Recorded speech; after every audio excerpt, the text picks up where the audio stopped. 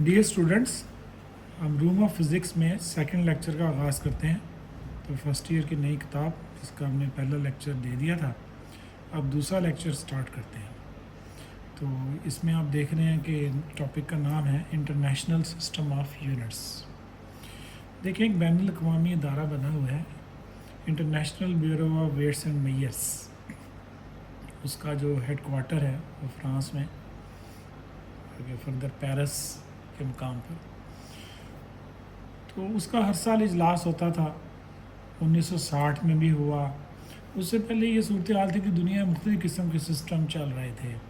कहीं पे CGS यानी सेंटीमीटर ग्राम सेकंड सिस्टम, कहीं पे FPS foot pound second system, और कहीं पे MKS भी था, मीटर किलोग्राम सेकंड सिस्टम। यानी आप यूँ समझ लीजिए कि 3 सिस्टम जो से हैं वो डिफरेंट कंट्रीज़ में चल रहे थे। CGS, FPS, ज़्यादातर वो ममालिक जहाँ पर सल्तनत बरतानिया का अमल दखल था वहाँ पे FPS, और MKS।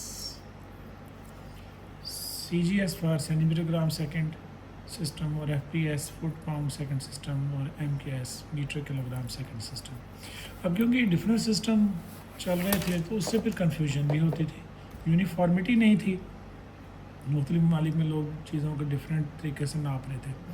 तो 1960 में इजलास हुआ इंटरनेशनल कमेटी का, और उन्होंने एक सिस्टम मुतारिफ़ करवा दिया ताकि पूरी वर्ल्ड में सब लोग इसी को इस्तेमाल करें, और जो भी वो मेजरमेंट्स या एक्सपेरिमेंट्स कर रहे हों उनके रिज़ल्ट्स में यकसानियत पैदा हो जाए, यूनिफॉर्मिटी आ जाए। तो उन्होंने एक नया डेफिनेशन और स्टैंडर्ड्स का सेट मुतारिफ़ करवा दिया, और उस सिस्टम का नाम दे दिया गया सिस्टम इंटरनेशनल या इंटरनेशनल सिस्टम। दोनों लफ्ज़ इस्तेमाल कर सकते हैं। सिस्टम इंटरनेशनल भी कहते हैं यानी SI, और इंटरनेशनल सिस्टम ऑफ यूनिट्स भी कह सकते हैं। इसमें जो बेसिक डेफिनेशंस हैं इसकी, वो आपको इसी बुक के एंड में अपेंडिक्स दिए हुए तो वहाँ मिल जाएंगी, वहाँ से भी आप पढ़ सकते हैं। कुछ आपने मैट्रिक में भी पढ़ लेंगे। अब सारी दुनिया में यही सिस्टम इस्तेमाल किए जाते हैं, ज़्यादातर नेशन यही इस्तेमाल कर रही हैं। तो इनकी दो बुनियादी किस्में हैं। जिस तरह आपने देखा था क्वांटिटीज़ दो किस्म की थी, बेस क्वांटिटीज़ एंड ड्राइव्ड। इसी तरह से दूसरे नंबर पे हम पढ़े थे ड्राइव्ड क्वांटिटीज़। इसी तरह से उन्हीं क्वांटिटीज़ के यूनिट्स को जब आप आगे एक्सप्रेस करेंगे तो बेस यूनिट्स, और फिर आ जाएंगे ड्राइव्ड यूनिट्स। सप्लीमेंट्री यूनिट्स भी हैं, तीसरी कैटेगरी आप उनकी भी कह सकते हैं। फ़िलहाल हम दो पढ़ते हैं। बेस यूनिट्स, तो वही जो बेस क्वांटिटीज़ आपने पढ़ी, जिनसे और तो बहुत सी क्वांटिटीज़ बनती हैं लेकिन वो ख़ुद किसी से नहीं बनती, तो उन्हें नाम दिया जाता है बेस क्वांटिटीज़ का, और उनके यूनिट्स कहलाते हैं बेस यूनिट्स। ये आपने मैट्रिक में पढ़े हुए हैं, इसमें कोई आपके लिए नई चीज़ नहीं है, जस्ट हम इनको रिवाइज़ कर रहे हैं। तो आप इस टेबल पर अगर एक नज़र डालें तो यहाँ से आपको अंदाज़ा हो जाएगा कि ये चीज़ आपने पहले भी पढ़ रखी है। तो इसके पहले कॉलम में फ़िज़िकल क्वांटिटी नज़र आ रही है, दूसरे में SI यूनिट है, और तीसरे में सिंबल है। जैसे लेंथ मीटर, और सिंबल हो गई इसकी M। इसी तरह से अगर आप देखें तो मास किलोग्राम, और सिंबल हो गई kg। फिर टाइम आ गया सेकंड, और सिंबल हो गई उसकी S। तो इसी तरह से ये सिस्टम आगे चलता जाता है। इलेक्ट्रिक करंट का SI यूनिट है एम्पियर। तो ये मशहूर ज़माना साइंसदान आंद्रे मैरी एम्पियर, फ्रांस का रहने वाला था, तो उसी के नाम पर ये यूनिट मुतारिफ़ करवाया गया। इसके बाद आ गया केल्विन। केल्विन भी साइंटिस्ट का नाम पर ही है। ये थर्मोडायनामिक टेम्परेचर या साइंटिफिक स्केल ऑफ टेम्परेचर है। इंटेंसिटी ऑफ लाइट कैंडेला, और इसकी सिंबल है CD। और एंड में किसी चीज़ की मिकदार को नापना, ख़ासतौर पे छोटे पैमाने पे, जैसे आप केमिस्ट्री में प्रैक्टिकल्स वगैरह कर रहे हैं तो उन कैलकुलेशन में आप देख रहे हैं कि हम ऊपर किलोग्राम भी पढ़ कर आए हैं। तो इनमें डिफरेंस यही है कि मास, जब आप किसी चीज़ की मेजरमेंट कर रहे हैं जहाँ आपको number of particles, number of molecule, number of atom से कोई गर्ज ना हो, तो वहाँ पर हम किलोग्राम यूज़ कर लेते हैं, नहीं समझ लें बड़े स्केल पर। जैसे एक बाज़ार में आप जाकर 1 किलोग्राम चीनी लेते हैं तो आपको इससे कोई गर्ज नहीं होती कि उस 1 किलोग्राम में चीनी के कितने पार्टिकल या कितने मॉलिक्यूल या कितने एटम्स आएंगे।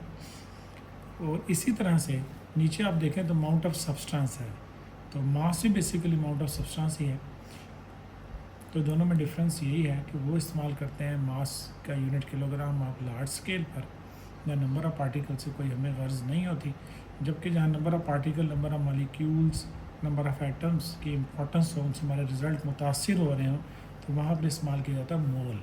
ज़्यादातर केमिस्ट्री आपने पढ़ी है तो केमिस्ट्री में आपको इसका इस्तेमाल भी नज़र आता है न्यूमेरिकल्स वगैरह में। तो इन सब के यूनिट आगे मेंशन कर दिए गए हैं। तो इन्हें बेस यूनिट्स का नाम दे दिया जाता है। ये 7 हैं क्योंकि 7 ही बेस क्वांटिटीज़ थी, ये फिक्स हैं और इनके नाम भी इसी तरह दिए हुए हैं, आप इनको पढ़ सकते हैं। बाकी प्रीफिक्सेस हम यूज़ करते हैं। प्रीफिक्सेस, प्री का मतलब होता है हमेशा स्टार्ट में, जैसे pre medical, pre engineering. FSc में 2 शोबे होते हैं, मेडिकल से पहले प्री मेडिकल और इंजीनियरिंग से पहले प्री इंजीनियरिंग। तो प्री का मतलब स्टार्ट है। जैसे प्री पेड पोस्ट का ये आप इस्तेमाल करते हैं कार्ड्स फ़ोन के, तो उन्हें प्री पेड कहते हैं, जिसकी यानी कि पहले ही अदायगी कर दी जाए।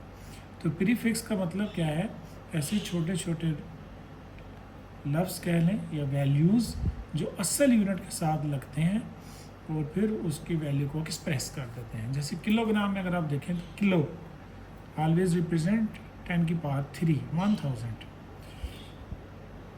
इसी तरह से अगर हम बात करें तो ये एक प्रीफिक्स होगा। और इसके अलावा मिली, माइक्रो, मिली 10 की पावर -3, माइक्रो की बात की जाए तो 10 की पावर -6, किलो हो गया 10 की पावर +3, अभी मैंने आपको बताया। तो ये सारे प्रीफिक्सेस कहलाते हैं। ये क्वांटिटीज़ को छोटा या बड़ा दोनों सूरतों में एक्सप्रेस करने के लिए इस्तेमाल होते हैं। जैसे मैं कहूँगा मिलीमीटर, तो मीटर का 1000वां हिस्सा, लेकिन जब मैं कहूँगा किलोमीटर तो उसका मतलब होगा मीटर मल्टीप्लाई बाय 1000, यानी मीटर का 1000 गुना। तो मिली और किलो आप देखें तो बेसिकली एक दूसरे के उलट हैं। तो ये टेबल आपको नज़र आ रहे हैं। इसके बाद हम आगे चलते हैं। अब आगे ड्राइव यूनिट्स। अगर आप ड्राइव यूनिट्स की बात करें तो जिस तरह ड्राइव क्वांटिटीज़ थी कि बेस क्वांटिटीज़ से उन्हें बनाया जाता है, इसी तरह से हमें यहाँ पे ड्राइव यूनिट्स नज़र आ रहे हैं। तो ड्राइव यूनिट्स का मतलब यही है, ऐसे यूनिट्स जिनको बेस यूनिट्स की मदद से डिज़ाइन कर दिया जाए। तो अगर आप इनकी डेफिनेशन करना चाहें तो derived units are those units which depend on the base units. तो इनकी बुनियाद बेस यूनिट्स पर रखी गई है। बाकी आगे टेबल आपको नज़र आ रहा है बेस यूनिट्स का, ड्राइव यूनिट्स का सॉरी। तो इसमें ज़रा देखें इस टेबल में क्या कुछ चीज़ें हैं, कुछ मिसालें हमें नज़र आएंगी। सबसे पहले प्लेन एंगल है, ये 1 डायमेंशनल एंगल नापने के लिए हम इससे इस्तेमाल करते हैं। वैसे एंगल नापने के लिए आप डिग्री वगैरह भी यूज़ करते हैं, लेकिन साइंटिफिकली मुतारिफ़ कराया जाता है वो रेडियन है। तो इसकी सिंबल RAD पढ़ेंगे, रेडियन ही, और इसके बेस यूनिट्स नहीं होते, डायमेंशन लेस है। तो बाद ऐसी क्वांटिटीज होती हैं जिनके आप बेस यूनिट्स में एक्सप्रेस करना चाहें तो मुमकिन नहीं है, तो उन्हें हम कह देते हैं डिमेंशन लेस। तो ये रेडियन जो आपको नज़र आ रहा है इसकी डिमेंशंस नहीं है, बेस यूनिट्स में जब आप इसे बयान करेंगे तो नहीं कर पाएंगे, इसलिए इसे कहते हैं dimension less. Solid angle 3 dimensional angle है, इसे इस्तेमाल किया जाता है जहाँ पे 3D में एंगल नापना हो, तो उसके लिए जो यूनिट मुतारिफ़ करवाया गया है दिस इज़ टेरेडियन। उसकी सिंबल आपको नज़र आ रही है SR है, और ये भी डिमेंशन लेस है। अरे है तो दोनों एंगल ही ना, चाहे प्लेन एंगल हो और चाहे सॉलिड एंगल हो, because both are angles, so both are dimensionless. फिर आ गई फोर्स। तो फोर्स का जो यूनिट है सर आइजैक न्यूटन, उनके नाम पर है। तो बेशक साइंटिस्ट का नाम है, लेकिन जब आप उसे पूरा एक्सप्रेस करते हैं, पूरा लिखेंगे न्यूटन, तो फिर पहला लफ्ज़ उनसे है वो, पहला जो लेटर होगा वो स्मॉल ही होगा। लेकिन जब उसे आप एज ए यूनिट लिखेंगे, पूरा न्यूटन वर्ड नहीं लिख रहे, तो फिर आपने कैपिटल लेटर यूज़ करना है। जैसे देखें आपको कैपिटल M नज़र आ रहा है। बाकी जब इसे आप बेस यूनिट्स में एक्सप्रेस करते हैं तो इस कॉलम में आपको डायरेक्ट लिखा हुआ नज़र आ रहा है, लेकिन एक्चुअली जब अगर इसे बेस यूनिट्स में एक्सप्रेस करें तो इसका तरीक़ाकार मैं आपको बता देता हूँ। देखिए आप जानते हैं कि फोर्स का फार्मूला होता है F बराबर है ma, जो न्यूटन सेकंड लॉ में मौजूद है। पढ़ भी लेंगे आप, इसी बुक में मैट्रिक में पढ़ के आए होंगे। तो जब आप कहते हैं कि फोर्स का यूनिट न्यूटन है और बेस यूनिट्स में लेके जाएँ, तो आपको पता है मीटर के यूनिट होते हैं किलोग्राम और एक्सप्रेशन क्या होता है मीटर पर सेकंड स्क्वायर। तो फिर बेस यूनिट्स में इसके यूनिट क्या बन जाएंगे किलोग्राम मीटर सेकंड माइनस 2। तो इस तरह से बयान किया जाता है किसी भी ड्राइव यूनिट्स को बेस यूनिट्स के वर्ड्स में या in terms of base units. इसी तरह आपको इससे आगे नज़र आ रहा है वर्क। तो वर्क का यूनिट भी साइंटिस्ट का नाम जेम्स पीरी स्कॉट जाउल, तो उसके नाम पर जाउल ले लिया गया। इसकी सिंबल कैपिटल जे, और जब इसे आपने बेस यूनिट में बयान किया तो वर्क का फार्मूला भी आप जानते होंगे। वर्क का फार्मूला क्या होता है, वर्क बराबर होता है force into displacement F multiply by D. तो W बराबर हो गया वर्क की unit joule will be equal to force newton into metre. ये आपको लिखा नज़र आ रहा है न्यूटन मल्टीप्लाई बाय मीटर। तो न्यूटन का भी आप ऊपर पढ़ के आए हैं कि वो बेस यूनिट्स में था किलोग्राम मीटर सेकंड माइनस 2 के बराबर। तो जब आप उसे एक और मीटर से ज़रूर देंगे तो हो जाएगा kilogram metre square second minus 2। इसके बाद आ गई पावर। तो पावर के जो यूनिट्स हैं वो भी साइंटिस्ट का नाम है जेम्स वाट। आपने सुना ही होगा कि ये एनर्जी सेवर इतने वाट का है। ये एयर कंडीशनर फॉर एग्जांपल कहते हैं 2000 वाट का है। आयरन या इस्त्री 1000 वाट की। तो किसी भी चीज़ की इलेक्ट्रिकल पावर नापने के लिए टर्म यूज़ की जाती है आमतौर पर। वैसे भी किसी चीज़ की पावर नापनी है तो वाट में। तो इसकी सिंबल है capital W, sorry scientist James Watt के नाम पर। अब पावर का फार्मूला भी आपने मैट्रिक में पढ़ रखा। पावर का फार्मूला होता है वर्क ओवर टाइम। अब आपने भी पढ़े वर्क के यूनिट तो होते हैं जाउल डिवाइडेड बाय सेकंड। तो जब मैं सेकंड को ऊपर ले जाऊंगा तो ये बन जाएंगे जाउल सेकंड माइनस 1। ओके, तो जाउल सेकंड माइनस 1 हो गया। अब जाउल को भी आप एक्सप्रेस करके आए हैं कि वो बराबर था kilogram metre square second minus 2। जब एक और सेकंड माइनस 1 से मल्टीप्लाई होगा तो फिर ये बन जाएगा kilogram metre square second minus 3। Minus 2 already था, इस सेकंड माइनस 1 से मल्टीप्लाई हुआ, पावर्स ऐड हो गई तो हो गया सेकंड माइनस 3। अब आगे आ गया इलेक्ट्रिक चार्ज। तो ये साइंटिस्ट, ये भी फ्रेंच साइंटिस्ट है। तो फ्रांस में लंबे लंबे नाम रखने का रिवाज, इसका पूरा नाम चार्ल्स ऑगस्टाइन डी कूलम। तो इसका आखिरी लफ्ज़ हिस्सा नाम का नज़र आ रहा है, सिंबल कैपिटल C। अच्छा, ये बराबर लिखा हुआ है, शायद आप इसे एक नज़र पढ़ें तो आप एज पढ़ दें, लेकिन ये एज नहीं है, ये है एम्पियर सेकेंड। और इसकी डेरिवेशन किस तरह की गई तो मैं आपको समझा देता हूँ। देखिए, करंट का फार्मूला होता है I equal to Q over T. ये भी आपने मैट्रिक में पढ़ा हुआ है। तो जब आप क्यू को एक तरफ करते हैं यानी चार्ज को, तो टी उधर चला जाता है, तो I मल्टीप्लाई बाय टी हो गया। अब इसके यूनिट आप कह रहे हैं कूलम है।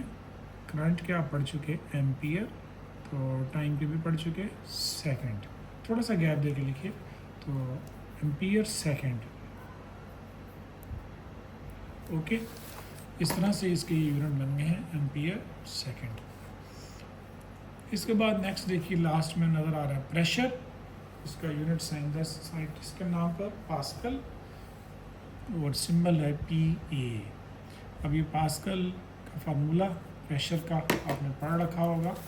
प्रेशर का फार्मूला होता है P equal to force per unit area F over A। अब फोर्स के यूनिट आपने पढ़े न्यूटन, एरिया की हो गया मीटर स्क्वायर। इसका मतलब है 1 pascal equal to newton metre minus 2। तो न्यूटन आप ऑलरेडी ऊपर बना चुके। तो न्यूटन आपने देखा था कि वो बराबर था स्टार्ट में किलोग्राम मीटर सेकंड माइनस 2। तो हमने न्यूटन की जगह इसकी वैल्यू पुट कर दी किलोग्राम मीटर सेकंड माइनस 2, और ये वाला मीटर माइनस 2 से मल्टीप्लाई हुआ तो बन गया kilogram metre minus 1 second minus 2। आपको यहाँ पे इंटरेस्टिंग इन्फॉर्मेशन भी नज़र आ रही है, एक दफ़ा आप पढ़ लिया करें अपने तौर पर। कभी कभार इनमें से कोई MCQ वगैरह आ सकता है, तो ज़रूरी नहीं है आप इन्हें याद बेशक ना करें, जस्ट एक बार रीड ज़रूर कर लिया करें। वापस आते हैं अपने टॉपिक पर। तो अभी मैंने टेबल 1.2 को डिस्कस किया। इसका आखिरी कॉलम जो बुक में एक्सप्लेन नहीं किया गया था, डायरेक्ट लिखा गया, मैंने वो बताया कि किस तरह वो यूनिट्स लगे हैं। आप अपने तौर पर भी इनकी प्रैक्टिस कर सकते हैं। तो इंटर डेरिवेशन इस तरह की आपको आनी चाहिए।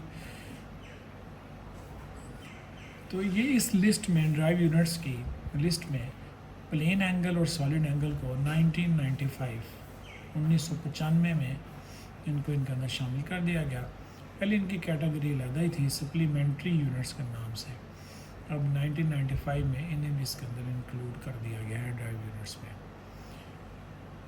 तो अब आप देखिए ज़रा मज़ीद भी कुछ बेस और ड्राइव यूनिट्स के अलावा सिस्टम इंटरनेशनल में कुछ एडिशनल यूनिट्स भी हैं। वो कौन कौन से हैं ज़रा उनके बारे में चंद पॉइंट्स आगे आपको लिखे नज़र आ रहे हैं, तो उनके बारे में पढ़ते हैं। ट्रेडिशनल यूनिट्स, रवायती, जिन्हें उर्दू में कहते हैं रवायती यूनिट्स, रवायती इकाइयाँ, इकाई यूनिट को कहते हैं। अब जैसे ट्रेडिशनल यूनिट जो आप आम तौर पे यूज़ करते हैं, टाइम आप किसी को बताते हैं तो आमतौर पे घंटों मिनटों में बताते हैं, सेकंड में कम ही बताते हैं, तो इसलिए इनको भी ट्रेडिशनल यूनिट कह दिया गया है। मिनट हो गए, घंटे, दिन हो गए, साल हो गए। इसके अलावा आपने लॉगरिथमिक यूनिट्स भी पढ़े होंगे, तो जो छोटे पैमाने पे इस्तेमाल करते हैं, जैसे bel, after name of scientist Alexander Graham Bell. तो बेल, फिर इसका 10वां हिस्सा होता है डेसीबेल, ये नॉइज़ वगैरह शोर को नापने की इकाई है बेल। आवाज़ का जो एम्पलीट्यूड है उसे नापा जाता है। फिर आगे इसके मल्टीपल्स, यानी इसकी बड़ी वैल्यूज़ और छोटी वैल्यूज़। ज़्यादा मशहूर क्या है, डेसीबेल। ये बेल वही साइंटिस्ट है जिसने टेलीफोन भी इजाद किया, अलेक्जेंडर ग्राहम बेल। फिर आगे कुछ मैट्रिक यूनिट्स हैं जिन्हें हम इस्तेमाल करते हैं अपनी आम लाइफ में। आमतौर पे लीटर, और लीटर को इस्तेमाल करने से आप मोटरसाइकिल में पेट्रोल या गाड़ी में पेट्रोल डलवाने जाते हैं किसी पेट्रोल पंप पे, तब कहते हैं कि 4-5 लीटर या 5 लीटर पेट्रोल दे दें, तो लीटर यूनिट इस्तेमाल किया जाता है आमतौर पर वॉल्यूम के लिए। और इसके अलावा टन या मैट्रिक टन लार्ज मासेस के लिए, जैसे आपने कहीं सीमेंट की ह्यूज मकदार इस्तेमाल करनी है, चीनी की, इस तरह की चीज़ों के लिए तो वहाँ एक टन मुतारिफ करवाई जाती है, टन और मैट्रिक टन, तो लार्ज मासेस के लिए। इसके बाद दो नॉन मैट्रिक साइंटिफिक यूनिट्स भी नज़र हमें आ रहे हैं। ये केमिस्ट्री में हमने पढ़ा होगा, AMU, अगर शॉर्ट में इसे बोलूँ, एटॉमिक मास यूनिट, और सिंबल इसकी आपको नज़र आ रही है माइक्रो। इसे इस में लिखा जाता है। इसके अलावा इलेक्ट्रॉन वोल्ट, या पढ़ लेंगे इसी बुक के अंदर जब हम इलेक्ट्रोस्टैटिक वाले चैप्टर पर पहुँचेंगे। तो ई स्मॉल लिखते हैं, वी बड़ा। मैं भी इसकी डेफिनेशन में नहीं जाता, तो फिलहाल आप सिर्फ नाम याद रख लें कि ये दो नॉन मैट्रिक साइंटिफिक यूनिट्स हैं, एटॉमिक मास यूनिट और फिर साथ हो गया इलेक्ट्रॉन वोल्ट। फिर आगे नॉटिकल माइल। आमतौर पे आप देखें ना, ये जो अगर आप सफ़र करते हैं एरोप्लेन में या शिप में, बहरी जहाज़ में, तो वहाँ से स्पीड बताई जा रही होती है, नॉटिकल माइल्स में बताई जा रही होती है। तो नॉटिकल माइल एंड नॉट, उसको शॉर्ट करके लिख दिया। तो they are unit traditionally used as sea and in metrology. Metrology से मुराद यही है, हम मेट्रोलॉजी से वाकिफ़ होंगे, जिसमें सारे के इल्म फल्कियात के बारे में, हेवनली बॉडीज़ के बारे में मेट्रोलॉजी।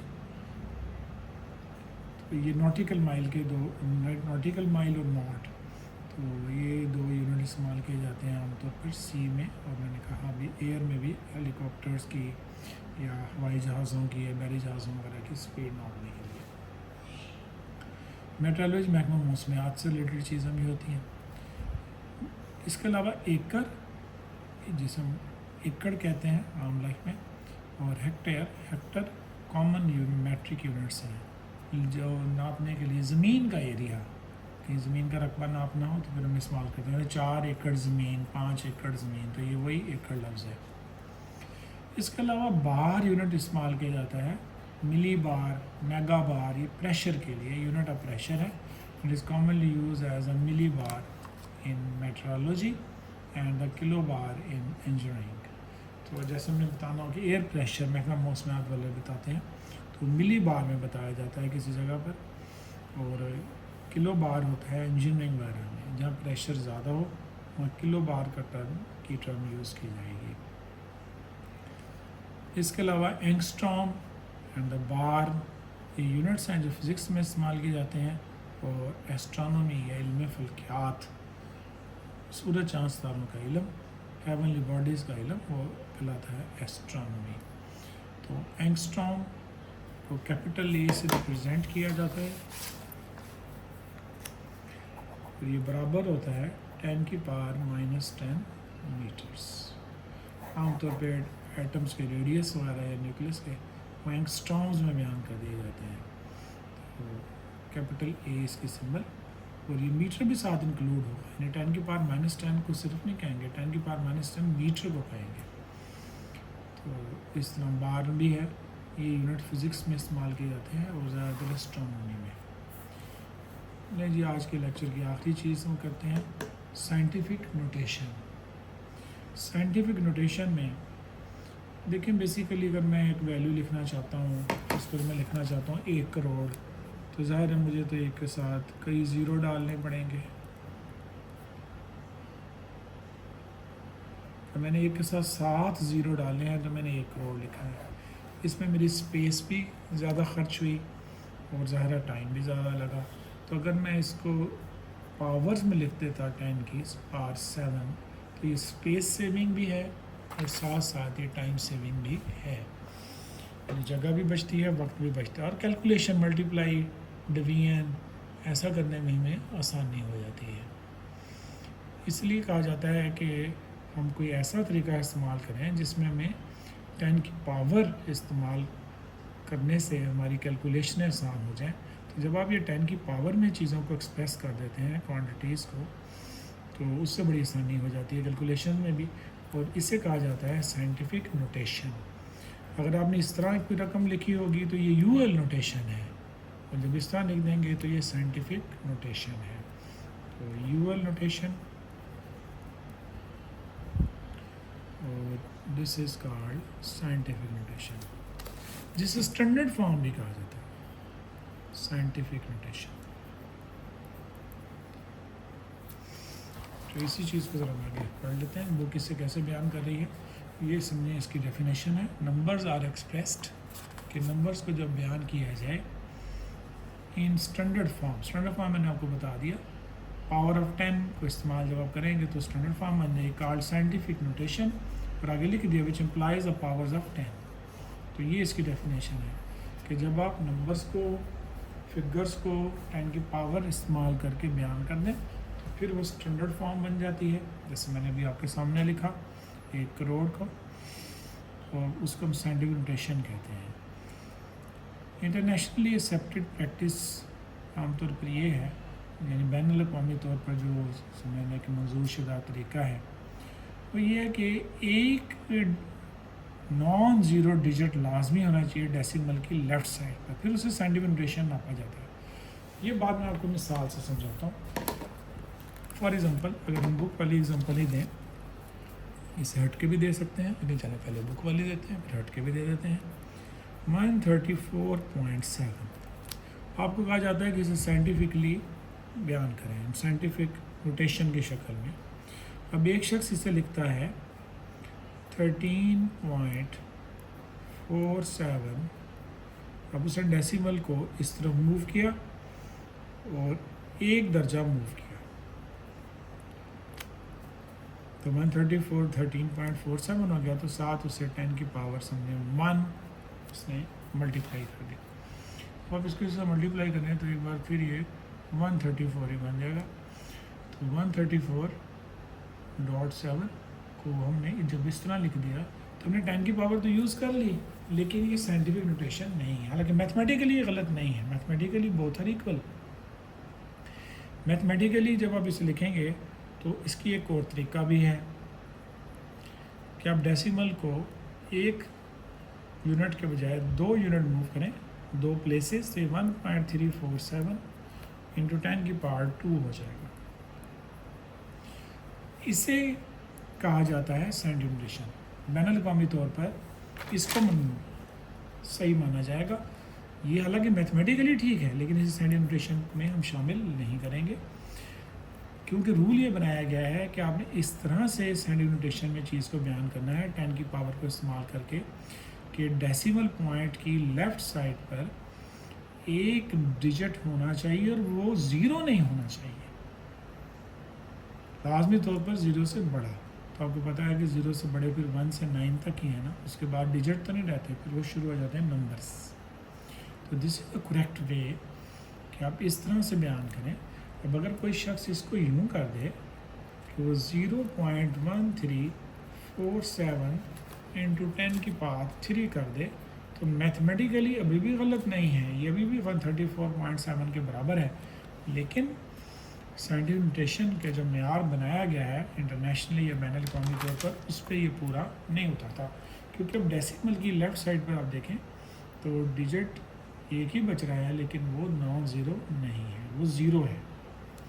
तो ख्याल है आपको ये पॉइंट क्लियर हो गया होगा कि साइंटिफिक नोटेशन से मुराद क्या है कि किसी भी फिगर को इस तरह लिखा जाए कि उसमें डेसिमल की लेफ़्ट साइड पर एक डिजिट हो, लाजमी है, और वो ज़ीरो नहीं होना चाहिए, यानी 1 से 9 तक वो डिजिट होना चाहिए। अब ज़रा बुक वाली मिसाल दूसरी भी देख लीजिए। 0.02023 जब इसे एक्सप्रेस करेंगे आप साइंटिफिक नोटेशन में, तो आप देख रहे हैं कि इसको इन्होंने 2.3 इंटू 10 की पावर -3 कर दिया। तो एक बार फिर डेसिमल के इस तरफ आप देखें तो एक डिजिट है और वो ज़ीरो भी नहीं है, तो इसको करेक्ट माना जाएगा। आप इसे किसी और शक्ल में लिखेंगे या इसकी मूवमेंट सही नहीं करेंगे तो मैथमेटिकली तो ठीक होगा, लेकिन साइंटिफिक नोटेशन के जो बैनुल अक़वामी असूल बनाए गए हैं उन पर वो पूरा नहीं उतरेगा। तो इस तरह की बहुत सी मिसालें आप खुद से भी कर सकते हैं, अपनी प्रैक्टिस के लिए ज़रूर कीजिएगा। तो इंशाल्लाह नेक्स्ट लेक्चर के साथ फिर मुलाकात होगी, पढ़ेंगे हम प्रीफिक्सेस। जब तक के लिए अल्लाह हाफ़िज़।